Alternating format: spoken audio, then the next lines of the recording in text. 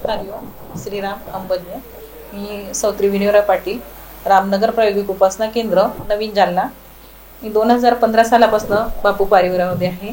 मी आणि माझा परिवार पूर्ण बापूच्या परिवारात आहे। बापूंनी खूप खूप म्हणजे असंख्य अडचणीतून बाहेर काढलं, त्यापैकी अनुभव मी शेअर करते। मी 2015ला बापूकडे आले। 2016 सालचा माझा अनुभव आहे।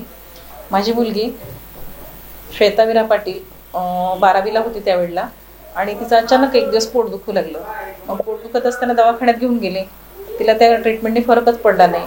मग त्याच दवाखान्यात मी 2-3 वेळेस घेऊन गेले, त्याच्यानंतर तिला फरकच पडत नाही म्हणून मी म्हटलं लेडीज काही प्रॉब्लेम असतील म्हणून लेडीज स्पेशलिस्ट आहे आमच्या जालन्यामध्ये, तर त्यांच्याकडे घेऊन गेले।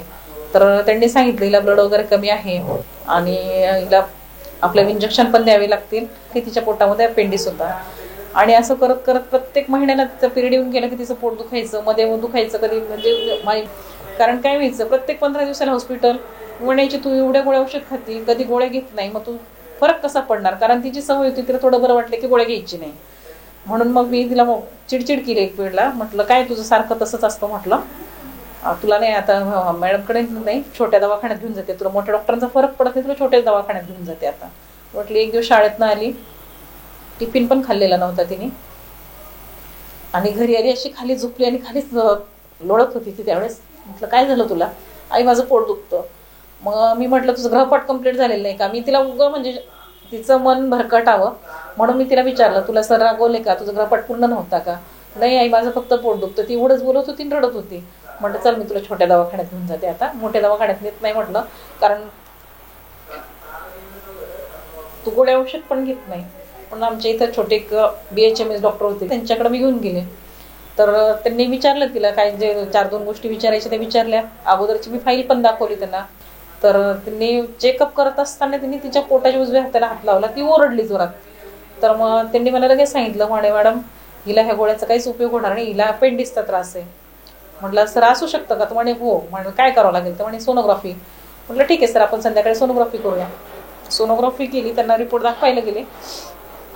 मी सांगितलं म्हणे मॅडम हे खूप मोठं झालंय, म्हणे पोटातला जो अपेंडिक्स असतो खूप मोठा झाला आणि हे लवकर आपल्याला ऑपरेशन करावं लागेल याचं। आता ते BHMS असल्यामुळे ते स्वतः ऑपरेशन करू शकत नव्हते, आणि ऑपरेशनचा मी सरांना खर्च विचारला तर म्हणे मॅडम एक 25-30 हजार रुपयाचा खर्च येणार ठरला। म्हटलं ठीक आहे आपण 1-2 दिवसात करूया। आणि माझे मिस्टर पोलीस डिपार्टमेंटला असल्यामुळे आम्हाला कसं हॉस्पिटलच्या फॅसिलिटी आहेत, पण अगोदर पैसे भरावे लागतात आपल्याला, त्याच्यानंतर ती रिकव्हरी आपल्याला मिळत असते पैशाची।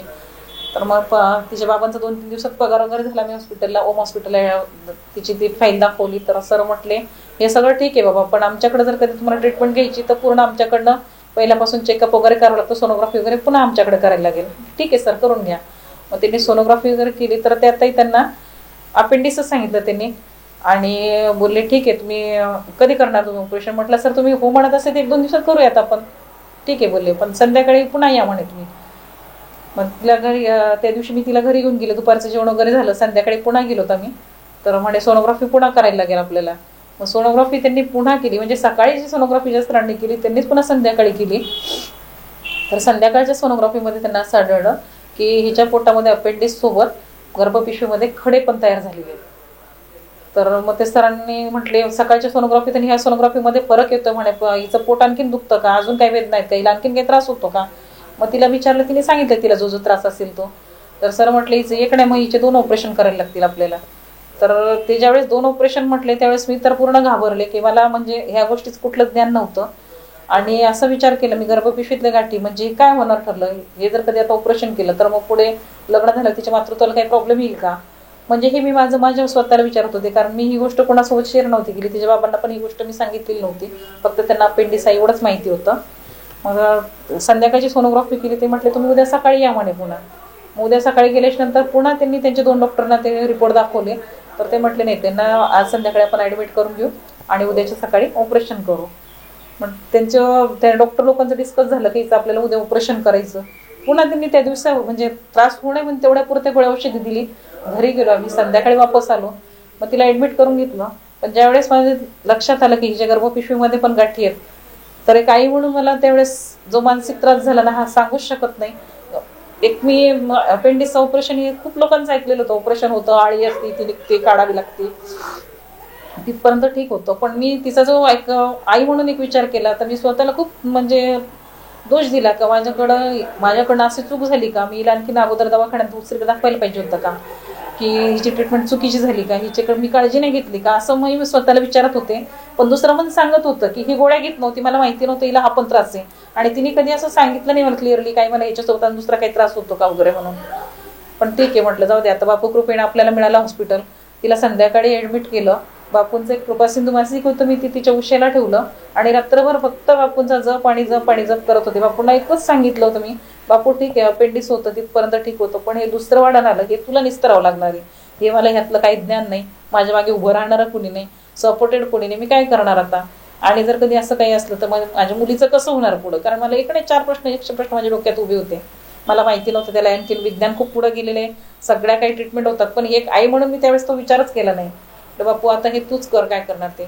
आणि सारखी रडत होते. बापूंचा अक्षरशः अश्रुनयनाने बापूंना अभिषेक केला होता, बापू माझ्या लेकराला वाचवा. आणि मला खूप काही भक्ती, खूप काही असे ग्रंथ संपदा नव्हती माझ्याकडे. फक्त ओम मनसा अमृत जाते शून्योध्याय नमः एवढाच मी फक्त जप आणि जप आणि जप, तेवढाच जप केला रात्रभर. सकाळ कधी झाली मला तेही माहिती नाही.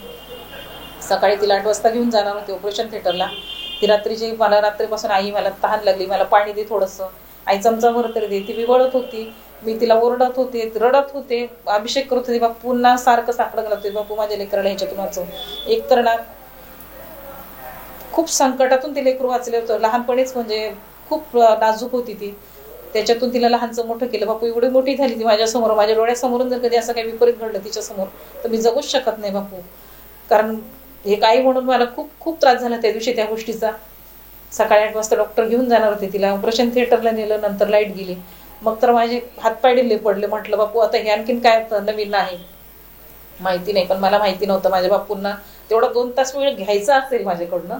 कारण माझ्या लेकराचं काही असेल पोटातलं ते आणखीन त्यांना क्लीन करायचं असेल, झाडू फिरवायचं असेल लेकराच्या पोटामध्ये, म्हणून कदाचित ती लाईट गेली. ती बापूंची लीला होती. 2 तासांनी लाईट आली, डॉक्टरने ऑपरेशन केलं. म्हणजे डॉक्टर बोलले की हा जर कधी 1-2 दिवसात फुटला असता तर याचं पॉयझन पूर्ण पोटामध्ये पसरलं गेलं असतं. माहिती नाही ती योग्य वेळ आली, ऑपरेशन झालं तिचं. आणि मी त्या ऑपरेशन थिएटरच्या बाहेर फक्त मला बापू आणि ती दोघंच दिसत होते, आणि तिच्या पोटात काय असेल ते मला माहिती नव्हतं कोणतेकडे होते.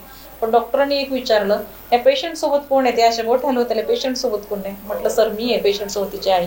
म्हणे तुम्हाला एक सांगू, मग हर्षने म्हणजे मला काय झालं सर माझ्या मुलीच्या पोटातला निघाला.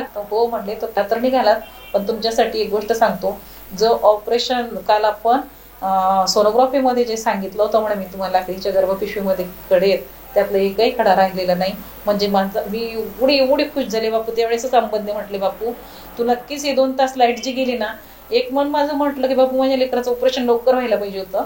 पण नंतर लक्षात आलं अरे नको, तुला हिच्या पोटातली घाण साफ करायची होती ना, म्हणूनच तू हे 2 तास वेळ घेतले. आणि बापूंनी तिला इतकं छान तिथून बाहेर काढलं की तिला कुठलाही त्रास नाही. बापू प्रत्येक ठिकाणी तो त्याची छडी घेऊन उभाच असतो. लेकरा कुठल्याही प्रकारचं संकट येऊ देत नाही. तिने त्या आजारातूनही तिला बाहेर काढलं. आज ती तिच्या घरी व्यवस्थित आहे, सुखरूप आहे, संसार करते, छान आहे. अंबज्ञ हरिओम श्रीराम अंबज्ञ. बापू असंच तुझ्या चरणाशी ठेव, तुझी सेवा आणि भक्ती अशीच घडू दे. हरिओम बापू.